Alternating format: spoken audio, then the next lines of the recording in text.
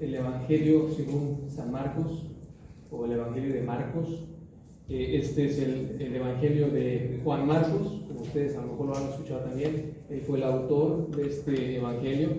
Así que nos vamos a estar metiendo en la mente de este personaje que fue movido por el Espíritu de Dios para escribir este maravilloso Evangelio. Realmente, como lo es los otros tres Evangelios, el mismo propósito de presentarnos la vida, la muerte y resurrección de nuestro Señor Jesucristo. Marcos también tiene ese propósito de presentarlo.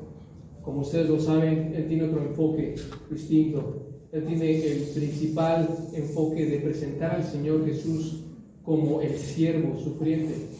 Y él escribió aproximadamente de entre el 50 al 62 después de Cristo. 50 al 62 después de Cristo es una fecha aproximada, realmente no sabemos la fecha concreta. Pero lo que es un hecho, hermanos, es de que él tuvo esa labor también de darnos a conocer la persona de nuestro Señor Jesús. Ahora, bien podríamos tomar como lema de todo este Evangelio, capítulo 10, versículo 45. Si pueden ir ahí brevemente en sus Biblias.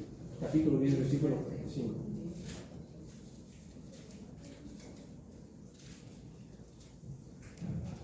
A manera de bandera, a medida que vamos en este recorrido de la vida de nuestro Señor Jesús, podemos tener esta bandera con este gran lema a lo largo de todo el Evangelio de Marcos. Aquí vemos realmente el propósito, o digamos el tema principal.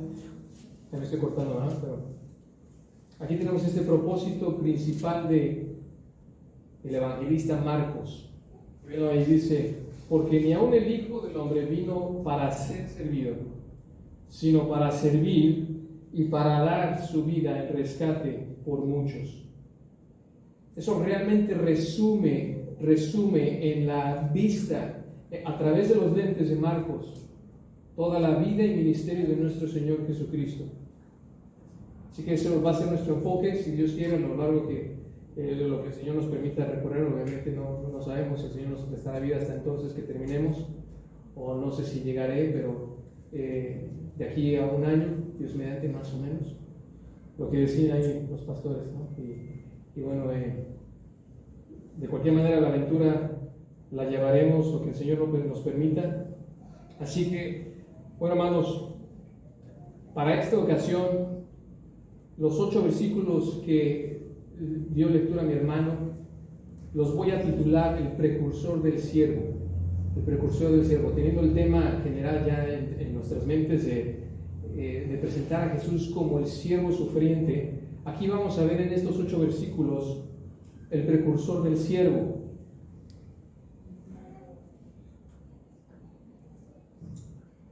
De manera de introducción, hermanos, bueno, la figura de un embajador no es nueva en nuestros tiempos, a pesar de que ya tienen una posición muy oficial y diplomática. Realmente la figura de un embajador, de una persona que hablaba en representación de un gobernante, de un rey o cualquier otro tipo de gobernante, no es nueva. Ya existía, incluso en los tiempos bíblicos. Y bueno, solamente para que se den una idea, por si tenían una mente curiosa, en nuestras leyes mexicanas existen características con las que debe de cumplir una persona que aspira o ya es un embajador de México. Entre ellas están las siguientes, y esto, reitero, de acuerdo a la legislación mexicana vigente. Una de ellas, por ejemplo, es ser de nacionalidad mexicana y tener capacidad para usar sus derechos. Otra segunda característica que menciona es que ese aspirante a embajador no debe tener sanciones administrativas ni penales, es decir, no debe tener problemas con el gobierno, si lo queremos ver de manera general. Una tercera característica es que no debe de ser ministro de culto, es decir, ahí nuestro pastor Antonio no podría ser embajador de México, o nuestro pastor Brian, bueno, aparte que también es nacional mexicano, pero bueno, a lo mejor en su país sí podría serlo, aún siendo ministro de culto, no lo sé. Pero aquí en México, bueno, ahí ya tenemos 2 descalificados. Una cuarta característica es que debe tener capacidad para ser un embajador. ¿A qué me refiero con esto? Bueno, la legislación normalmente se enfoca en las cualidades y características y habilidades que esa persona debe de tener como tal. Capacidades como de comunicación clara, es importante para una persona de ese índole, ¿no? Diplomacia, habilidades en diplomacia, relaciones, liderazgo, etc. Todas esas cuestiones las considera la legislación. Pero la pregunta es, siendo que nosotros somos embajadores de Cristo, 2 Corintios 5:21, ¿no es así? ¿Cuáles son las características que debe tener un embajador de Cristo o alguien que predica el Evangelio? ¿Cuáles son las características que debe tener un embajador de Cristo? Alguien que predica el Evangelio. Bueno, en el texto que veremos en esta ocasión nos ayudará a responder a esta pregunta crucial si es que tú, siendo creyente, quieres ser un evangelizador. Que dicho sea de paso, no es una opción. La Gran Comisión es un mandato. Si tú eres creyente, tú debes de buscar cumplir con la Gran Comisión de ir y hacer discípulos a todas las naciones. Eso no es una opción, eso es un mandato claro. Así que, con esto en mente, vamos a ver que Marcos en este texto, en este capítulo 1, versículos 1 al 8, Marcos nos presenta 4 características del precursor del siervo que te enseñan a predicar el Evangelio. 4 características del precursor del siervo que te enseñan o te motivan a predicar el Evangelio. Vamos a ver en primer lugar su predicción, versículos 1 al 3. En segundo lugar vamos a ver su predicación, versículo 4. En tercer lugar su público, versículo 5. Y por último su pobreza, versículos 6 al 8. Su predicción, su predicación, su público y su pobreza. Así que vamos a ir al primer punto, su predicción, versículos 1 al 3. Bueno, ahí. Este versículo, el versículo 1, principio del Evangelio de Jesucristo, el Mesías, Hijo de Dios. Este versículo representa, como la mayoría de los comentaristas afirman, es el título del Evangelio. El título del Evangelio. El principio, la palabra ahí principio, probablemente se refiere al principio del recuento que da Marcos del Evangelio, no a todo el Evangelio, como si fuera un principio.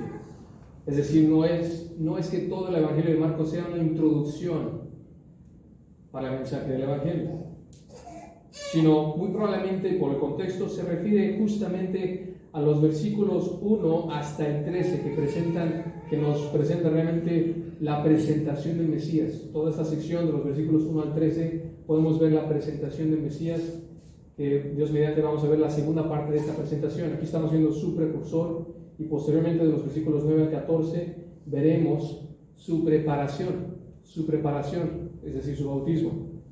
Pero para esta ocasión, la primera parte, que es la que nos interesa, es el precursor del siervo. Y yo creo que a eso se está refiriendo aquí Marcos cuando dice que es el principio del Evangelio. Aquí está presentando Marcos su Evangelio. Está presentando al Mesías. Nos está preparando el terreno para que veamos al Mesías en acción.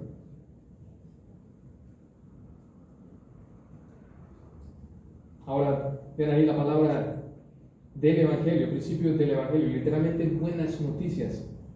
En la cultura romana, las buenas noticias se refieren a los anuncios acerca del emperador, que eran causa de gozo. Recuerden, Marcos escribió a una audiencia principalmente gentil, romana, puesto que los anuncios del emperador eran considerados como mensajes divinos. Estos mensajes usualmente se daban en 3 momentos de la vida del emperador. Fíjense, en su nacimiento. Un segundo anuncio se daba en el momento que alcanzaba su vida adulta, me refiero al emperador, y un tercer anuncio es en su ascensión al trono. Entonces, ¿eso es interesante? Eso es justamente lo que todos los 4 evangelios detallan, de alguna u otra manera. Su comienzo, salvo Marcos, es el único que no presenta nada acerca del contexto del nacimiento del Señor Jesucristo. pero todos los demás presentan su nacimiento. Todos los evangelios mencionan el momento en el que alcanza su vida adulta y su ascensión en el trono, es decir, su exaltación, cuando es coronado, su resurrección principalmente, ahí se queda. Esta connotación del evangelio fue adquirido por el imperio romano de las culturas y religiones del Oriente Medio.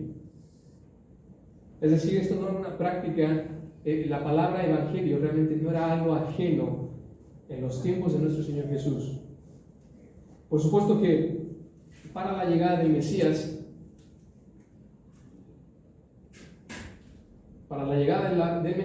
y la propagación de su evangelio, el imperio romano lo recibió con hostilidad, pues solo el César era el Señor y Rey. Podemos ver entonces la gran hostilidad, el gran tumulto que estaba causando el hecho de que cristianos estuvieran predicando el evangelio en los días del imperio romano. Para los días en que Marcos escribió el evangelio, esta palabra había ya adquirido un significado entre los creyentes del primer siglo. Que eso es lo que nos interesa para nuestro estudio. Cómo los creyentes romanos y gentiles a los que les escribió Marcos entendieron el evangelio. El evangelio se refería a las buenas nuevas del reino de Dios y de la salvación a través de Jesucristo, el siervo sufriente, que incluye la declaración de su persona y de su ministerio, su nacimiento, su vida, su muerte y su resurrección. Todo eso lo veremos desplegado aquí en este hermoso evangelio. Jesucristo, ahí vean la siguiente palabra, principio del evangelio de Jesucristo. En el original son dos palabras distintas, Jesús y Cristo, pero muchas versiones castellanas de la Biblia lo traducen Jesucristo como una sola palabra. Pero bueno, Jesús aquí se está refiriendo al nombre terrenal que recibió el Señor Jesús. Ahí en Mateo 1:21, y dará a luz un hijo, y le pondrás por nombre Jesús, porque él salvará a su pueblo de sus pecados. Jesús entonces enfatiza la humanidad del Señor Jesús, y Cristo, literalmente ungido, o como otras versiones, por ejemplo la Reina Valera incluso agrega el Mesías, apelando al nombre hebreo. Pero es la misma idea, ungido, es el equivalente al término hebreo Mesías. Ahora, teniendo en mente el trasfondo judío de la unción de los profetas, muy probablemente es lo que tenía aquí Marcos en mente.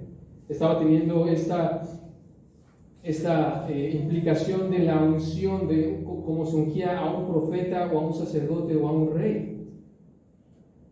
Este término enfatiza la deidad del Señor Jesús. La frase Hijo de Dios en los manuscritos mejores manuscritos, la frase Hijo de Dios no se encuentra.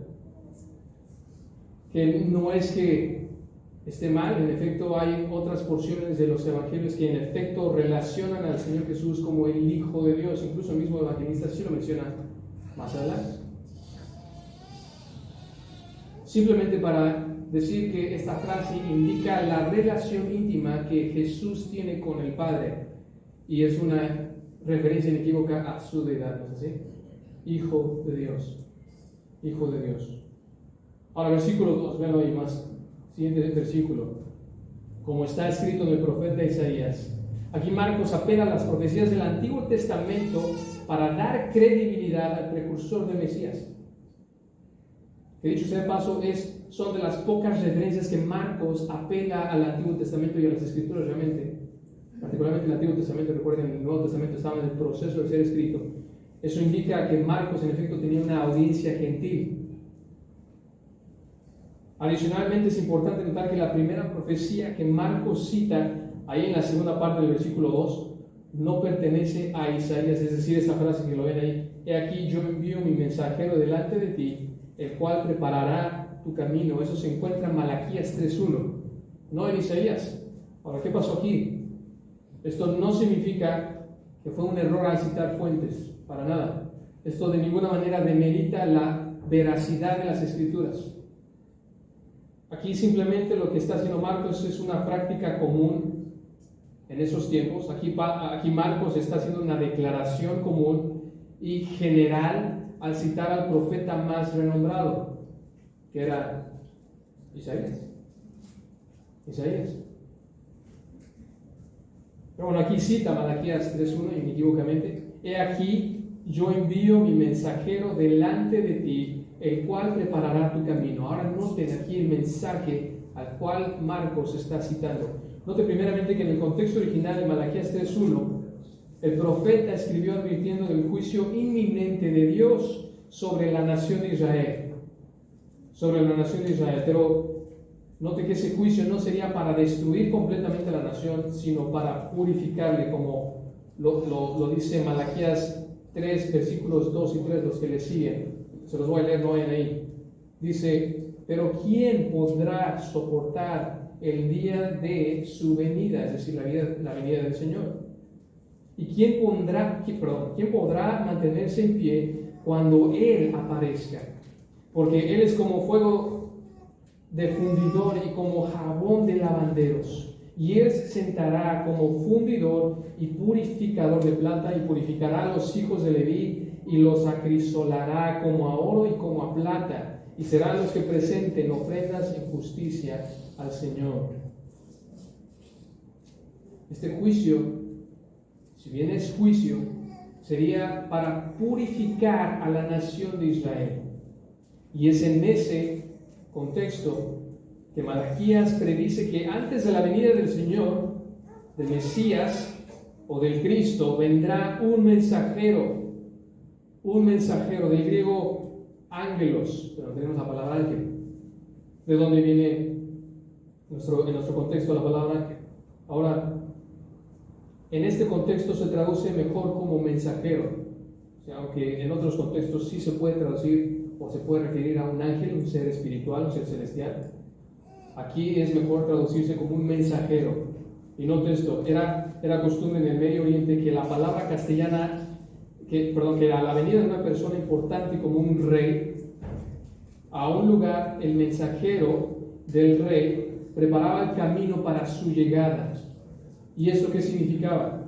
Bueno, de acuerdo a Isaías 43, requería elevar todo valle, es decir, tapar los baches, ¿es así? Bajar todo monte y collado, allanar el piso, hacerlo listo para que el rey pudiera llegar. Esa era la idea. Qué hermosa ilustración. Entonces aquí el profeta Malaquías está usando para la venida del precursor, que marcaría también la venida del Mesías. Y vean, versículo 3, continúa diciendo Marcos, ahora sí continúa citando ahora a Isaías para explicar la función que este mensajero tendría en relación con la llegada del Mesías. Vean ahí: voz del que clama en el desierto, preparen el camino del Señor, hagan derechas sus sendas. Aquí entonces el mensaje que el precursor del Señor daría a aquellos que recibirían el mensaje era un imperativo: preparen. El contexto demanda que esta preparación que el pueblo debía realizar en relación con la venida del Mesías era en un sentido figurado. Es decir, su audiencia debía preparar los corazones. La labor del precursor era preparar los corazones de las personas para la venida del Cristo. Algo que explicará a detalle Marcos en los siguientes versículos que veremos. Es importante notar para estos efectos en este versículo que Marcos, como los demás evangelistas, Mateo y Lucas, cita esta misma porción de Isaías para certificar el ministerio del precursor del Mesías. Esto también asume que su audiencia romana conocía al menos esta porción del Antiguo Testamento. ¿Lo ven? Pero implícitamente lo que estaba aquí diciendo Marcos es que al anunciar la venida, y que de hecho eso se convirtió y se cumplió esa profecía con la venida del precursor, estaba indicando también que así como fue veraz esa promesa de la venida del precursor para venir a preparar los corazones del Mesías, así también la venida del Mesías sería una realidad. Estaba anticipando. Las personas que escucharon su mensaje debieron haber dicho: va a venir el Mesías pronto. En efecto, esa fue la razón por la cual Marcos hace referencia inequívocamente a esta cita. En un sentido más amplio, hermanos, todos nosotros tenemos este mandato dado por Dios de preparar los corazones de las personas para la segunda venida del Mesías. ¿Es así? Hicimos referencia ya a Mateo 28, la gran comisión. Nosotros obviamente no tenemos el privilegio, aunque el ministerio de Juan el Bautista fue único en ese sentido, de que él tuvo el privilegio de anunciar la venida del Mesías justo antes de su primera venida. Todos nosotros que estamos de este lado de la cruz, tenemos la encomienda en común con él de dar testimonio de Cristo, así como Juan lo hizo. La gran diferencia es de que ahora nosotros anunciamos una segunda venida para juicio. Ya no anunciamos a un siervo sufriente, sino a un rey glorioso que vendrá a gobernar. Y el mensaje sigue siendo imperante, sigue siendo solícito, debemos hacerlo con diligencia, y más ahora, cada día que pasa es un día más cercano a la venida del Señor Jesús. ¿Es así? Cada vez que pasa un día se hace más urgente la necesidad de decirles a las personas: el Señor Jesucristo viene, el Señor Jesús viene. ¿Estás preparado? ¿Estás preparado? Y por eso es que también nosotros tenemos que anunciar, en un sentido, esa labor profética, ese llamado profético que Juan el Bautista tuvo, también se aplica a nosotros. Obviamente no es que haya una profecía particularmente para cada uno de nosotros. No es así. Todos tenemos la misma encomienda, ya lo dijimos, Mateo 28. Todos tenemos que predicar. Ahora, vamos a la segunda parte, su predicación. Versículo 4. Ya vimos su predicción. Ahora vamos a ver su predicación. Versículo 4. Hay Juan el Bautista. Juan el Bautista. Marcos introduce de manera abrupta al precursor del siervo. ¿Es así? Esto puede reflejar tanto la prisa que caracteriza a Marcos en todo su evangelio, y también que para entonces la audiencia de Marcos conocía muy bien la reputación de Juan el Bautista. Por eso Marcos simplemente lo presenta como que apareció en el desierto. ¿Lo ven ahí en la siguiente frase? Literalmente proclamando, cuando dice apareció en el desierto predicando, literalmente es proclamando o anunciando. ¿Y qué es lo que proclamaba? Ven ahí, el bautismo de arrepentimiento. El bautismo fue el distintivo que identificó la persona y el trabajo del precursor del siervo, lo que también explica su sobrenombre, el Bautista. Literalmente el bautizador o el que bautiza, no se está refiriendo a su afiliación con una denominación. No es que si hubiera sido presbiteriano hubiera sido Juan el presbiteriano, no, hermanos. Juan el Bautista indica su acción distintiva de bautizar. El bautismo no era una práctica nueva que introdujo Juan. También quisiera apuntar un poco al contexto del bautismo. No fue algo nuevo para los días de Juan el Bautista y del Señor Jesucristo. Como comenta claramente Kittel, y lo cito, la práctica del bautismo existía antes del Nuevo Testamento. Los baños o bautismos sacramentales ya se encontraban en los cultos de Eleusis, en las religiones egipcias, en la adoración a Isis y en las religiones de misterio. El bautismo de Juan no vino de las prácticas culticas paganas, sino de la práctica judía para aceptar prosélitos al judaísmo. Su mensaje que acompaña el bautismo es urgente, ético y escatológico en su naturaleza, es decir, de los últimos días. Limpieza conectada con el arrepentimiento es el requisito a la luz de la venida inminente del Mesías. Tiene la cita. aquí nos está explicando muy bien ese bautismo que para la audiencia de Juan el Bautista significaba, en efecto, tenía una connotación de limpieza.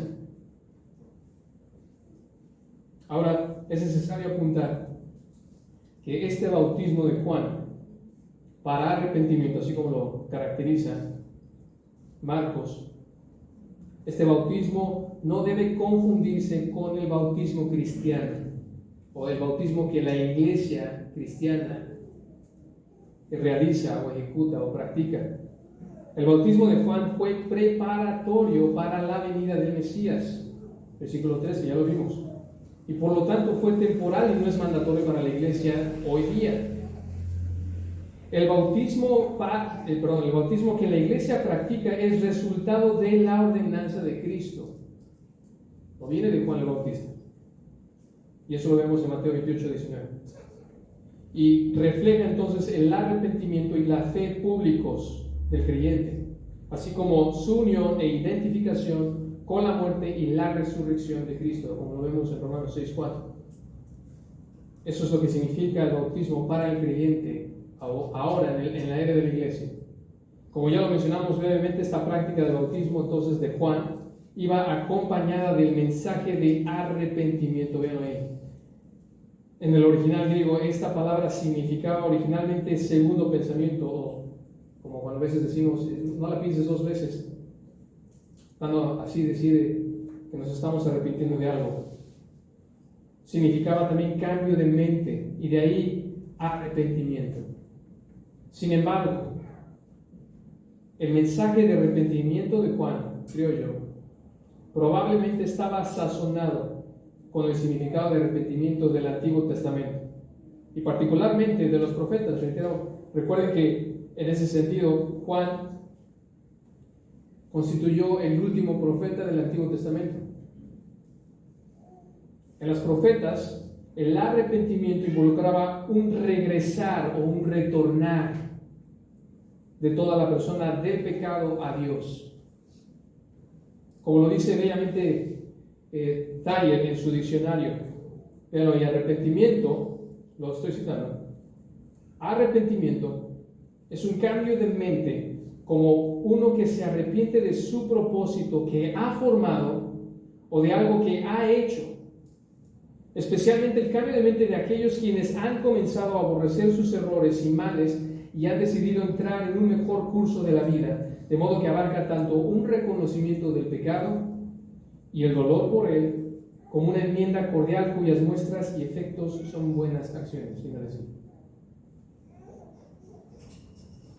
Yo creo que la mejor manera en cómo lo resume Pablo ahí en los Tesalonicenses es la mejor manera práctica de ver el arrepentimiento. Ahí los tesalonicenses fueron ejemplo de este verdadero arrepentimiento cuando Pablo comentó acerca de ellos que se convirtieron de los ídolos a Dios para servir al Dios vivo y verdadero. 1 Tesalonicenses 1:9. ¿Lo notan? Fue un cambio de dirección completamente. Ese arrepentimiento genuino es un retornar de mi propio camino como oveja descarriada a un regresar a Dios y seguirlo. Involucra más que un cambio de mente, involucra todo el ser interior de la persona y se va a exteriorizar en su forma de hablar, en su forma de pensar, en su forma de actuar. Este arrepentimiento que iba con el bautismo de Juan, vean ahí, fue para el perdón de pecados. Esto simplemente indica que la manera en que Dios puede perdonar los pecados de las personas es a través del arrepentimiento. Proverbios 28:13. Así también, hermanos, nosotros debemos seguir el ejemplo de Juan el Bautista y predicar el arrepentimiento cuando compartimos el Evangelio con otros. Noten Lucas 3, 10 al 14. Acompáñame ahí por un momento. Lucas capítulo 3, versículos 10 al 14.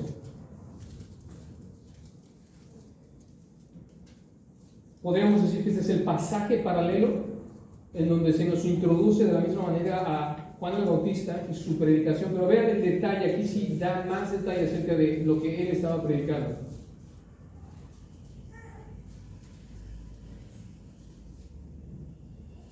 Voy a leer desde el versículo 7 para dar un poco de contexto, pero noten esto. Noten cómo él predicó el arrepentimiento. Por eso Juan decía a las multitudes que acudían para que él las bautizara: camada de víboras, ¿quién les enseñó a huir de la ira que vendrá? Por tanto, den frutos dignos de arrepentimiento y no comiencen a decirse a ustedes mismos: tenemos a Abraham por padre. Es decir, no confíen en su linaje para descansar en su salvación. Porque les digo que Dios puede levantar hijos a Abraham de estas piedras. El hacha ya está puesta a la raíz de los árboles, por tanto, todo árbol que no da buen fruto es cortado y echado al fuego. Qué incisivo fue Juan el Bautista. Él no tuvo pelos en la lengua, ¿no es así? Ahí está el juicio. Ya la hacha ya está puesta para cortar el árbol. Claro lenguaje para hacer referencia al juicio. Y vean, continúa diciendo, versículo 10. Bueno, ya nos atemorizaste, Juan. ¿Qué debemos hacer para dar esos frutos de arrepentimiento? Y las multitudes le preguntaban: ¿qué pues haremos? Juan les respondía de manera general a la audiencia: noten esto, el que tiene 2 túnicas comparta con el que no tiene, y el que tiene que comer haga lo mismo. Es decir, no sean tacaños, sino compartan. A toda la audiencia les dijo eso, pero luego empieza a apuntar esa aplicación de frutos de arrepentimiento a audiencias más particulares. Vean esto: vinieron también unos recaudadores de impuestos para ser bautizados. Vino el SAT a Juan el Bautista, ¿se imaginan? Continúa diciendo: ¿qué haremos? Recaudadores de impuestos: maestro, ¿qué haremos? Versículo 13: no exijan más de lo que se les es ordenado, les respondió Juan. Había una práctica muy común, como incluso el mismo evangelista Mateo, recuerden, él fue recaudador de impuestos, tenía la práctica común de cobrar más de lo que el gobierno exigía para así quedarse una parte de ello. Era su mordida. Wow, hermanos, esos son tipos. Parece que está escribiendo Marcos, o aquí Lucas realmente lo escribió ayer, ¿no es así? Esto no es distinto a lo que ese tipo de pecados, hermanos, no es nuevo. Siempre el pecado se ha manifestado a lo largo de toda la humanidad, toda la historia de la humanidad. ¿Qué haremos? Pues ya no exija más de lo que se les debe. Ahora bien, versículo 14. También algunos soldados romanos, preguntaban: ¿y nosotros qué haremos? A nadie quiten dinero por la fuerza, les dijo, ni a nadie acusen falsamente, y conténtense con su salario. ¡Wow! ¿Te imaginas que hiciéramos eso el día de hoy? Policías, no extorsionen. ¿Está hablando de extorsión? Los soldados romanos también tenían como la autoridad, y cargando la espada, a veces hacían esa labor injusta de extorsionar a los ciudadanos o a los civiles, amenazándolos: si no haces esto, si no me das dinero, entonces te voy a llevar a la cárcel. Eso no pasa hoy en día, ¿verdad, hermanos? Cualquier coincidencia o providencia no es casualidad, hermanos. Pero ¿se imaginan? Así es como nosotros confrontamos el pecado. Así evangelizamos cuando presentas el Evangelio de Cristo. Puedes, así como Juan el Bautista, predicar sin pelos en la lengua y decir, a lo mejor cuando te paran, y a lo mejor sí, metiste la pata, digo, se te fue accidentalmente, no lo sé, llevas manejando más, bueno, estás dispuesto a aceptar las consecuencias, no aceptas la mordida, pero aparte, si él te lo pide, puedes decirle: oficial, oiga, eso no está bien delante de Dios. Eso, al final del día no te va a llevar a la bendición, pero yo conozco una manera como puede ser perdonado. Puedes presentar el Evangelio de esa manera. Son oportunidades providenciales para que tú, en efecto, prediques el Evangelio. Pero sea como sea, parte esencial de presentar el mensaje de la cruz es confrontar el pecado, como lo hizo Juan el Bautista. Esa es la manera en cómo estamos preparando el terreno para que ellos reciban la gracia. Porque si no hay arrepentimiento, como dijo Pablo, no hay perdón de pecados. ¿Lo ven? El arrepentimiento es un don, así como lo es también la fe. Es un don que proviene de Dios, pero nosotros debemos advertirles, tienes que arrepentirte de tu pecado. Es un mandato que Dios da la gracia para que lo puedas obedecer. Perdón, mi hermano Juan, no es que sepa algo de ti, digo que si lo supiera te lo haría saber con amor, pero hermano, cada quien, usted sabe de qué pie cojea, ¿no? Y bueno, para nosotros que en efecto estamos llamados a predicar el Evangelio, lo tenemos que hacer, tenemos que confrontar el pecado, hermano. E incluso también para la iglesia, es una parte de la muestra del amor que tenemos el uno por el otro. Mateo 18 es parte también no solamente de nuestro evangelismo, sino en nuestra vida cristiana, ¿no es así?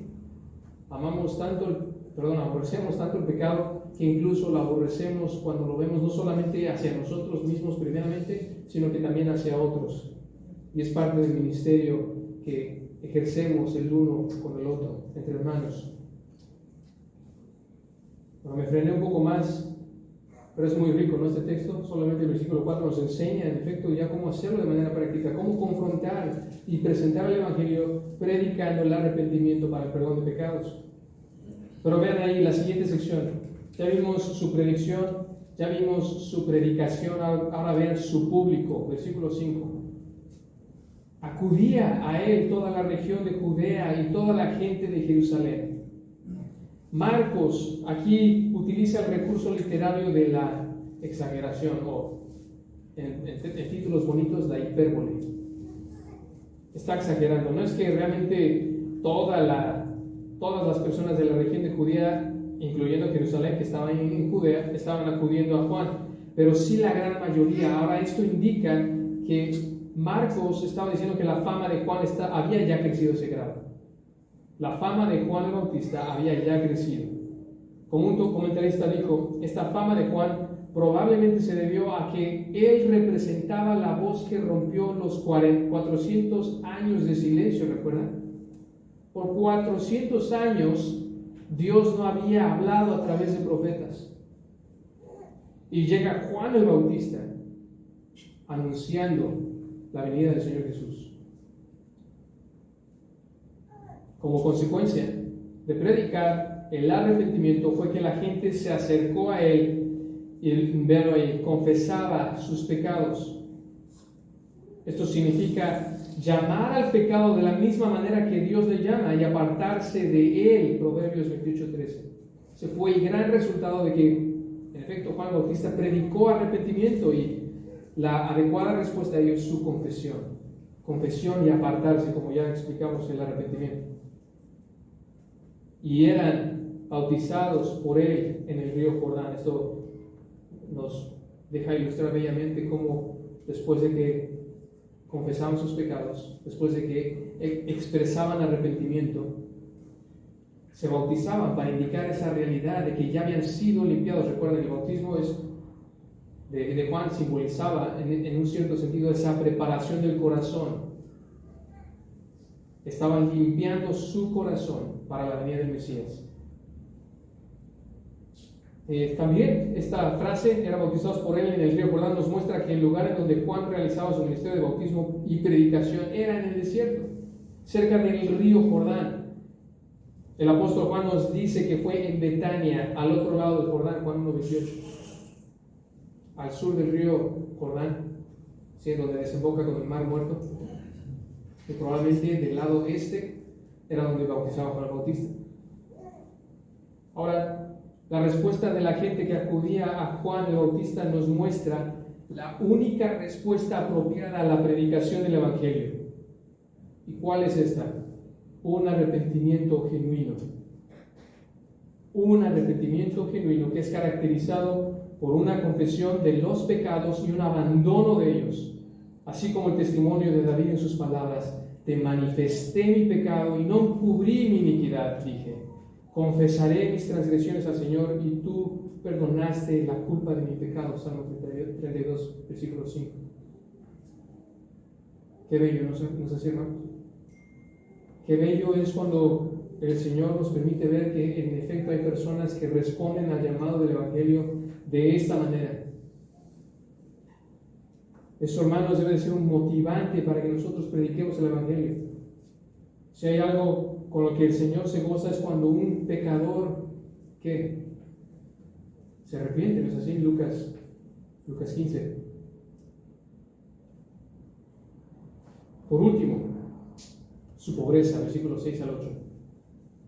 Juan manifestó esa pobreza o humildad espiritual, con eso me quiero referir con su pobreza, humildad espiritual de dos maneras. Aquí vamos a dividir esta última parte de su pobreza en dos maneras: en su atuendo, versículo 6, y en su actitud, versículos 7 y 8. En su atuendo y en su actitud. Pero ahí, versículo 6, ahí nos explica su atuendo. Su pobreza o humildad podremos verlo en su atuendo. ¿Ok? Versículo 6. Juan estaba vestido de pelo de camello, tenía un cinto de cuero a la cintura. Ahora, ¿qué es esto? La manera como Marcos escribió el atuendo de Juan el Bautista debió haber evocado al menos dos cosas en la mente de su audiencia. Uno, debió haberles recordado al profeta Elías, cuyo vestido fue similar al de Juan. Eso lo vemos ahí, por ejemplo, en el segundo libro de Reyes 1, capítulo 1, versículo 8.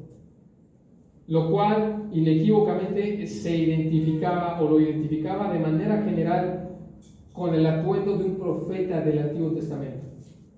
Al venir vestido así como lo estaba haciendo Juan el Bautista, estaba diciendo: yo soy un profeta. Y en efecto lo era. Y dos, el atuendo de Juan no solo lo identificaba con los profetas del Antiguo Testamento, sino que también fue en contraste radical con el atuendo de los líderes religiosos del tiempo de Juan. ¿Recuerdan? Y del Señor Jesús, a los cuales el Señor Jesús mismo denunció. ¿Recuerdan ahí Marcos 12:38? Cuídense de los escribas, a quienes les gusta andar con vestiduras largas. Su manifestación de espiritualidad, según ellos. La comida de Juan era langostas y miel silvestre, simplemente una dieta común para una persona que vivía en el desierto. Y véanlo ahí, la segunda parte, en su actitud. Ya vimos en su atuendo cómo él despliega su humildad, pero también su actitud. Véanlo ahí en el versículo 7, y predicaba diciendo: tras mí viene uno, o el que es más poderoso que yo. Juan entendió, noten esto, Juan entendió su llamado como precursor del Mesías, reconociendo que aunque él fue primero en tiempo al venir a predicar, el que vendría tras mí, o literalmente después de mí, era a quien debía prestar atención, pues sería más poderoso que yo. Noten qué humildad, hermanos. Que esto, en efecto, reflejó humildad de parte de Juan. También es reiterado por la siguiente frase, nótelo ahí: a quien no soy digno de inclinarme y desatar la correa de sus sandalias. ¿Esto qué significa? Bueno, esta costumbre del Medio Oriente también, de desatar la correa de las sandalias al llegar a una casa, era reservada a lo más insignificante de la sociedad, de la estrata de la sociedad, a los esclavos o siervos más bajos. Lo que estaba diciendo en efecto Juan es: yo ni siquiera soy digno de realizar la labor más baja que pueda haber para el Mesías. ¿Se dan cuenta qué humildad de Juan el Bautista? ¡Qué humildad! En efecto, se requiere este tipo de humildad para poder ser predicador. No es un requisito, porque hay personas que en efecto, como Pablo confronta, hay personas que predican el Evangelio por arrogancia. En Filipenses lo menciona. Pero sin lugar a duda, el corazón humilde puede llegar a ser un gran requisito o un gran aliciente, un motivador para que nosotros prediquemos el Evangelio. Estamos tan perdidos en la gloria de Cristo que lo que queremos hacer es anunciar a nuestro Mesías. Versículo 8, continúa diciendo, este versículo profundiza aún más la humildad de Juan el Bautista. Juan el Bautista al reconocer el alcance de su ministerio. Vean: yo los bauticé a ustedes con agua, pero Él los bautizará con el Espíritu Santo. En el original, vean ahí el yo y el Él menciona: yo los bauticé, pero Él los bautizará, son enfáticos. Es decir, aquí lo que está haciendo Juan el Bautista es realmente está contrastando los sujetos que realizan el bautismo. Noten que los dos están haciendo la misma acción, los dos están bautizando, pero vean, los resultados son diferentes. Como bien lo dijo Juan, la diferencia entre él y el Mesías es que estaba anunciando, y el Mesías que estaba anunciando es que su bautismo tenía alcances distintos. Los resultados del bautismo de uno eran distintos del otro. Estos resultados son definidos por el medio con el que cada uno bautizaría. Noten, Juan bautizó con agua, un elemento terrenal, físico, material. Pero el Mesías que vendría bautizaría ¿con qué? Con el Espíritu Santo. Con el Espíritu Santo, es decir, la obra de la regeneración. La obra en la cual el Espíritu de Dios transforma el corazón de una persona para que pueda creer y arrepentirse de sus pecados.